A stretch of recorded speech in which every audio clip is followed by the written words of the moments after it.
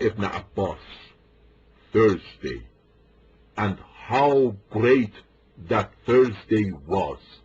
The ailment of Allah's Apostle sallallahu alayhi wa sallam became worse on Thursday, and he said, fetch me something so that I may write for you something after which you will never go astray.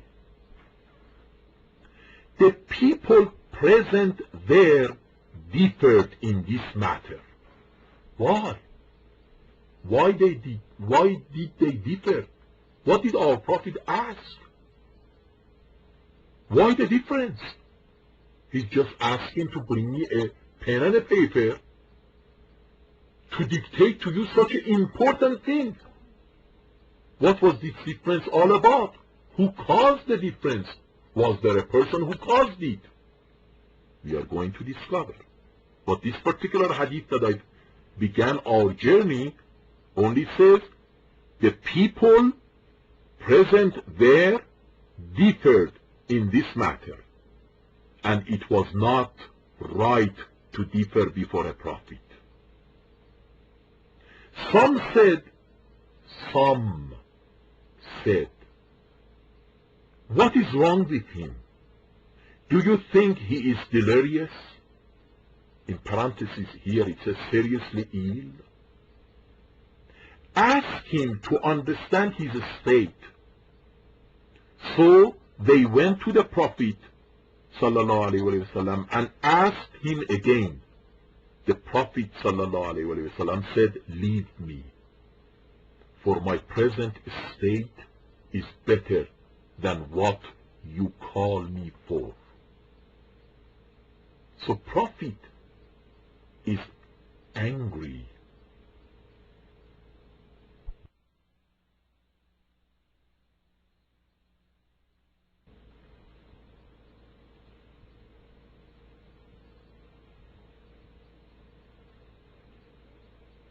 Then he ordered them to do 3 things. Notice, continuation of the hadith. Then he ordered them to do 3 things.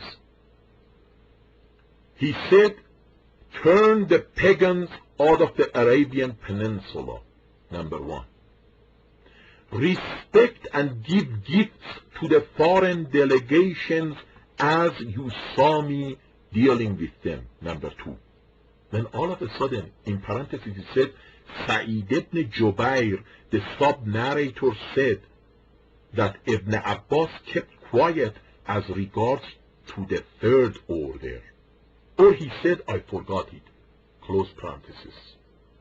What was the 3rd order? Putting that aside at the present time, the hadith clearly tells us that the Prophet is very sound in mind. He knows exactly what he's talking about. Did you detect any hallucination in here from his statement? When he said, fetch me something so that I may write for you something after which you will never go astray. Did you detect any hallucination? Did you detect any insanity? When he finally verbalized it and said, leave me, for my present state is better than what you call me for, did you detect any hallucination or insanity? When he verbalized it and he issued 3 commands, 2 of which have been mentioned and the 3rd one is a mystery. Those 2 commands that we have been exposed to, are they the commands of an insane person, a person who is seriously ill and is hallucinating?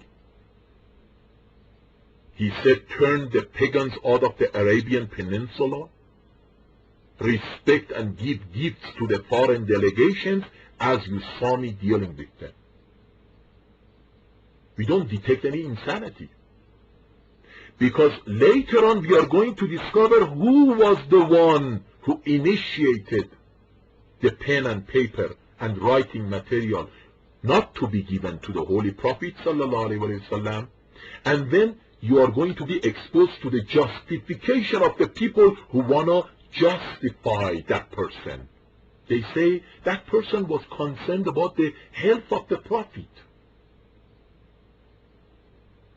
That person was worried that the Prophet was in pain.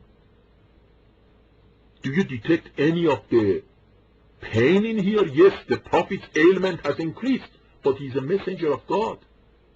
Ordinary people, when it's the last hours of their life, when they detect that and they sense that, they summon all their relatives and they say the very potent advice that they have for their children and the people who are present there.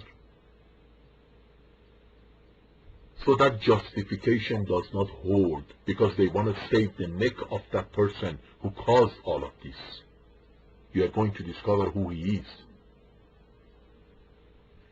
From this hadith, we discovered that our Prophet wanted a writing material and he wanted to document something. Remember, in the old days, documentation of something in the form of writing was very important. These days we take it for granted. These days it's because you have tape recorders, video camcorders, computers, you can save a file, you can transfer a file, you can, take a picture. There are many forms of recording gadgets. But in the old days, the only recording mechanism was writing. And that was very scarce too. And as a result, very precious. And in the minds of people, it was very precious too. So our Prophet wants to document something. What it is, it's unknown. But our Prophet described it. And that is known to us. Our Prophet said, whatever this is that I want to document it in the form of writing, if you act accordingly, you never ever go misled. Fetch me something so that I may write for you something after which you will never go astray. And then the second point that we want to mention in here, of course, the writing material we are going to discover was not given to our Prophet. He was prevented from having that writing material. But our Prophet verbally stated, but he stated three things, two of which have been mentioned. What was the third one? We don't know. The hadith doesn't tell us. But maybe we could speculate of what category the third one could be. How? By looking at the nature of the two things that have been mentioned. The first one, turn the pagans out of the Arabian Peninsula. What is the nature of this command? The nature of this command, I'm sure you agree, is socio-political. Socio-political. Turn the pagans out of the Arabian Peninsula. Well, how about the nature of the second command? Respect and give gifts to the foreign delegations as you saw me dealing with them. Again, I'm sure you agree with me. It is of the socio-political nature.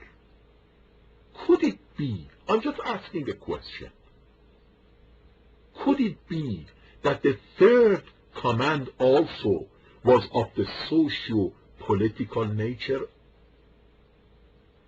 Remember, the hadith said, then he ordered them to do three things. He said, turn the pagans out of the Arabian Peninsula, respect and give gifts to the foreign delegations as you saw me dealing with them. And then Sa'id ibn Jubayr, the sub-narrator, said, that Ibn Abbas kept quiet as regards to the